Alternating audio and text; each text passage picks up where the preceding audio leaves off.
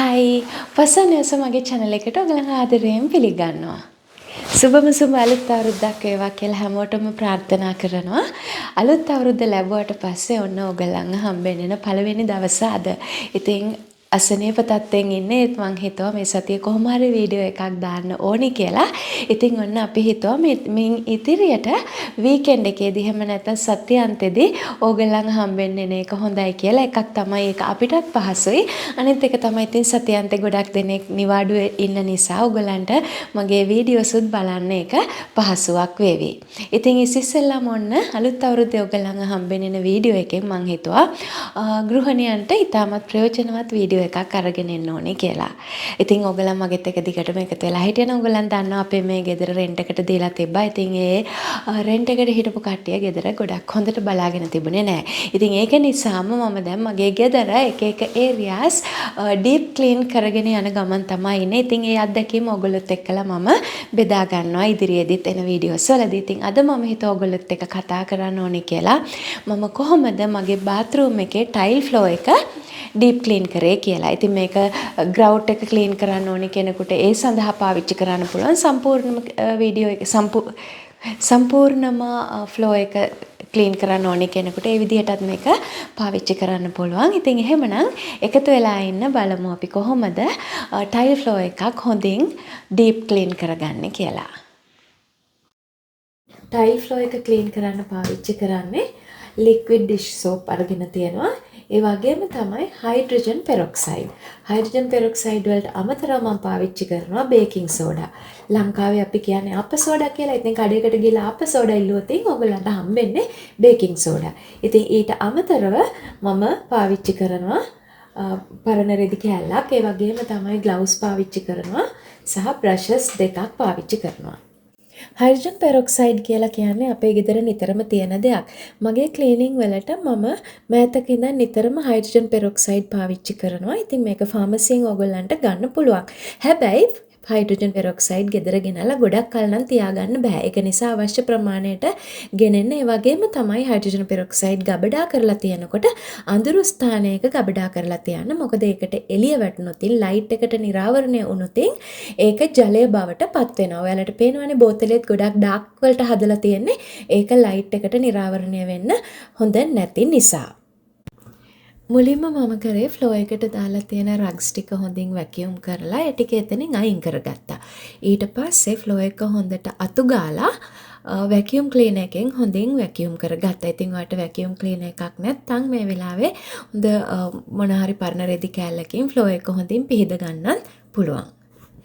දැන් ඉතින් මම ඔන්න මිශ්‍රණය හදාගන්නයි යන්නේ. ඒකට මම හයිඩ්‍රජන් පෙරොක්සයිඩ් කොටසකට ආප්ප සෝඩා කොටසක් වෙන විදියකට කියනවා නම් හයිඩ්‍රජන් පෙරොක්සයිඩ් කප් එකකට බේකින් සෝඩා කප් එකක් වගේ වෙන්න තමයි එකතු කරන්නේ. ඒකටම ලික්විඩ් සෝප් එකෙන් හැඳි දෙක තුනක් එකතු කරනවා. ඉතින් මේක මේ හරියටම ගානට මෙන්නට වෙන්න ඕනේ නැහැ. මොකද අපි මේක කෑමට පාවිච්චි කරනවා නෙමෙයිනේ. ඉතින් ඔයගලන්ට පුළුවන් මේ ප්‍රමාණ වලින් අරගෙන මේක හොඳට මික්ස් කරලා ඔයාගේ මිශ්‍රණය හදාගන්න. ඉතින් මේ තමයි මම අද පිරිසිදු කරන්න යන මගේ බාත්රූම් එකේ ෆ්ලෝ එක. ඉතින් මේකේ ග්‍රවුට් ගොඩක් තද පාට, ඒ කියන්නේ කිලුටු වෙලා තියෙන්නේ. මම දන්නේ ඔයගලන්ට හොඳට මේක පැහැදිලිව පේනවද කියලා. හැබැයි ඉතින් අපේ S2ට අපිට බලනකොට දන්නවා මේක ගොඩක් අපිරිසිදු වෙලා තියෙන්නේ. ඉතින් ඒක නිසා තමයි මම මේක අද ඩීප් ක්ලීන් කරන්න කියලා හිතුවේ. මේ ඔයාලා දකින්න මගේ මිශ්‍රණයේ කන්සිස්ටන්සි එක. ඉතින් මේක ගොඩාක් දියාරුත් නැති, ගොඩාක් ඝනකමුත් නැති විදිහට තමයි මේ මිශ්‍රණය මම හදාගෙන තියෙන්නේ. ඉතින් මේක මම ටයිල් අතර ග්‍රවුට් එක හරහා වක් කරගෙන යනවා. ඉතින් මම අර කලින් කිව්වා වගේ මම ෆ්ලෝ එක ඩීප් ක්ලීන් කරනවා. මොකද අපේ හිටපු ටෙනන්ට් මේ ෆ්ලෝ එක පොඩ්ඩක්වත් පිරිසිදු කරලා නැහැ. ඉතින් ඒක නිසා මම මේ ෆ්ලෝ එක ඩීප් ක්ලීන් කරන නිසා මම මුළු ටයිල් එකේම යන විදිහට වගේ තමයි මේක මේ මිශ්‍රණය දාගන්නේ. හැබැයි දැන් ඔයාට ටයිල් එක අතර ග්‍රවුට් එක විතරක් නම් ක්ලීන් කරන්න ඕනේ.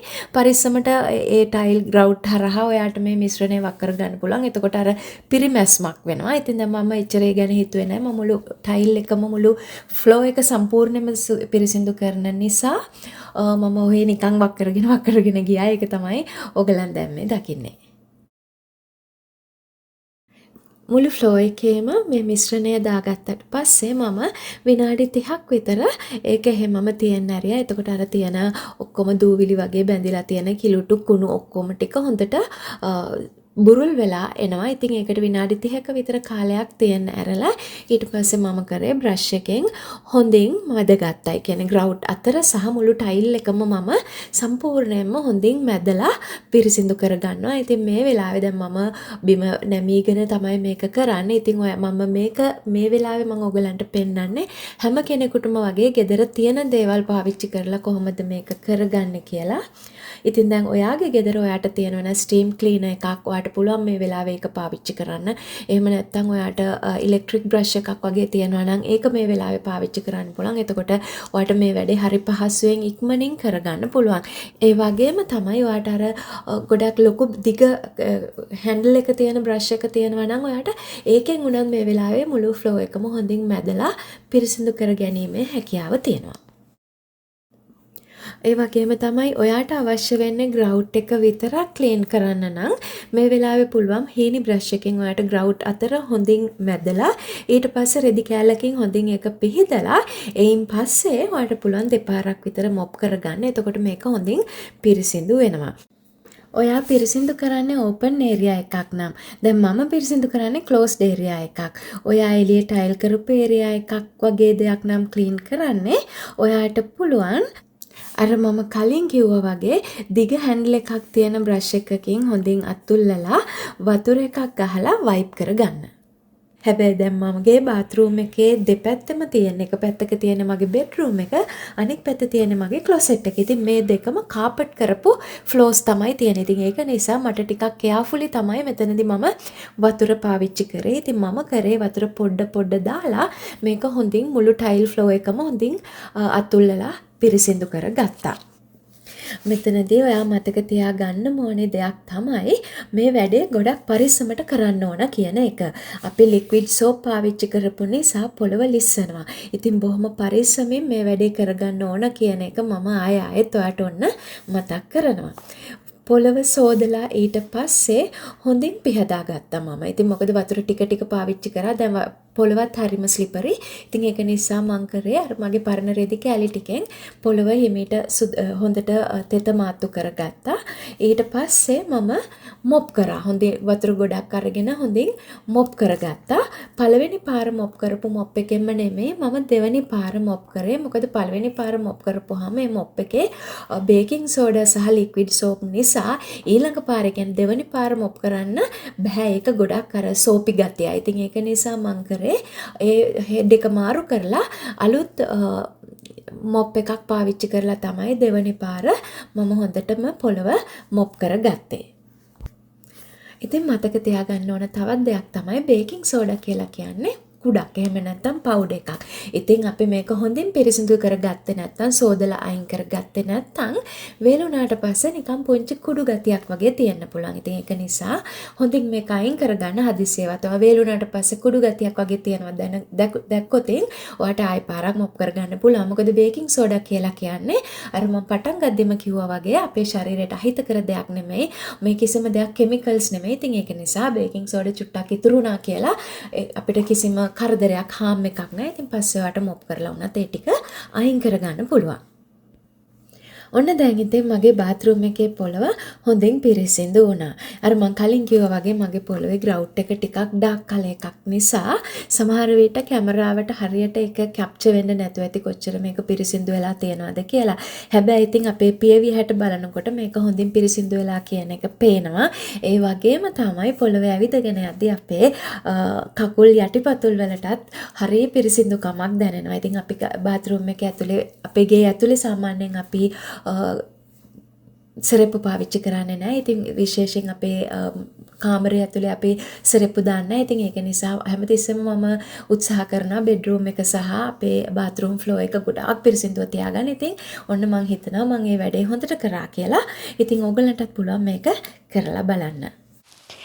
එහෙමනම් ඉතින් ගොඩක් ස්තුතියි වීඩියෝ එක ඉවර වෙනකම් ඔන්න මත් එක්ක එකතු වෙලා හිටියට. ඉතින් යන්න කලින් මට හිතුණා තවත් පුංචි බෝනස් ටිප් එකක් ඔයගලන්ට දීගෙන යන්න ඕන කියලා. දැන් අර හදාගත්ත මික්ස්චර් එක තියෙනවානේ අපි ටයිල් ෆ්ලෝ එක ක්ලීන් කරන්න.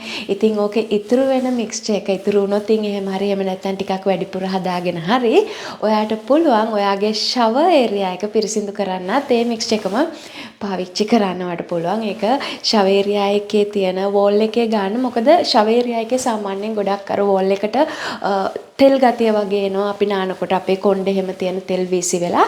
ඉතින් ඒක නිසා ඔයාට පුළුවන් අර මික්ස්චර් එකම වෝල් එකේ ගාලා ෂවර් ඒරියා එකේ වෝල් එකේ පොළවේ ඔය හැමතැනම හොඳින් ගාලා පැය භාගයක් විතර තියලා හොඳට ස්ක්‍රබ් කරලා හොදලා යවන්න. ඒක try කරලා බලන්න. ඉතින් මම හිතනවා අද මේ කතා කරපු දේවල් ඔයාලට ප්‍රයෝජනවත් වෙන්න ඇති කියලා. යන්න කලින් ආයෙත් මතක් කරනවා මේ කරපු හැම දෙයක්ම ගොඩක් පරිස්සමින් කරන්න. මොකද ෆ්ලෝ එක ස්ලිපරි. එතකොට ඔයගලන්ට අනතුරක් වෙන්න තියෙන ඉඩ කඩ වැඩි. ඉතින් පරිස්සමින් මේක කරගන්න. ඒ වගේම තමයි ඔයා හිතනවා නම් මේ වීඩියෝ එක ඔයාලට ප්‍රයෝජනවත් වුණා කියලා මේකට ලයික් එකක් දාන්න. ඒ වගේම තමයි යාළුවොත් එක්ක බලන්න ෂෙයා කරන්න. ඉදිරියේදී ඔයගලන්ට මගේ ලැබෙන වීඩියෝස් මම කරන වීඩියෝස් බලා ගන්න පුළුවන්. මගේ channel එකට subscribe වෙලා bell button එක click කරන්න. එතකොට ඉදිරියේදී කරන වීඩියෝස් ඔයගොල්ලෝ ළඟටම ගෙන්න ගන්න පුළුවන්. එහෙමනම් ඉතින් ස්තුතියි මාත් එක්ක එකතු වෙලා හිටියට ඊළඟ වීඩියෝ එකෙන් මම ඔයගලන් හම්බෙන්න එනකම් ඔයගලන් පරිස්සමෙන් සතුටින් ඉන්න.